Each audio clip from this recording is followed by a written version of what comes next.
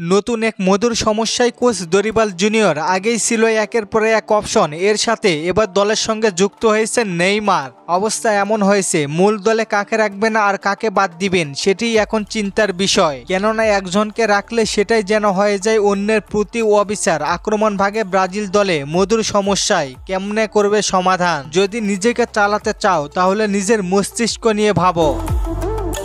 যদি কোনো দল চালাতে চাও তবে ভাবতে হবে হৃদয় দিয়ে বিবেচনা ছাড়া বর্তমানে আক্রমণ ভাগকে যুক্তি দিয়ে বা বুদ্ধি দিয়ে বিবেচনা করা প্রায় অসম্ভব। ভিনিসিয়াস জুনিয়র ব্রাজিলের হয়ে এখনও অবদান রাখতে পারেননি ভিনি। রিয়ালের হয়ে দুর্দান্ত লেফট উইঙ্গে রিয়ালের ভিনি থাকলে তাকে নিয়ে আলাদা পরিকল্পনা করে দল।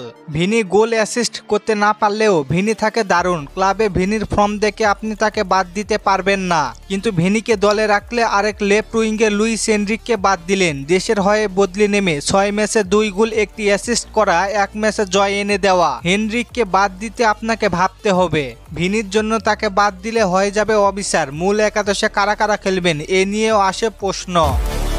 ইনজুরি থেকে ফিরে নেইমার অ্যাটাকিং মিডফিল্ডার হিসেবে খেলছেন, এই পজিশনে মানিয়ে নিয়েছেন তিনি। জাতীয় দলে নেইমার অ্যাটাকিং মিডফিল্ডার হিসেবে খেললে তাহলে রাফিনহা কোথায় যাবেন? এই মৌসুমে 38 ম্যাচে 40 গোল অ্যাসিস্ট করা ইউরোপে চান্স ক্রিয়েট করা প্লেয়ারকে বসাতে পারবেন না। অপরদিকে রদ্রিগো যেভাবে পারফরমেন্স করতেছে যে কোনো দলের মূল একাদশে থাকার যোগ্য তিনি, কিন্তু ব্রাজিল দলে কোথায় হবে তার জায়গা? ভিনি ও নেইমারকে দিলেন সামনের ফরওয়ার্ডে, লেফট ও রাইট 4-4-2 ফরমেশনে। রাফিনহা ও রদ্রিগোকে রাখলে দলের ভারসাম্য বজায় থাকলো না। অপরদিকে নাম্বার 9 পজিশনে একজনকে লাগবেই, কিন্তু কিভাবে খেলাবেন দরিবাল?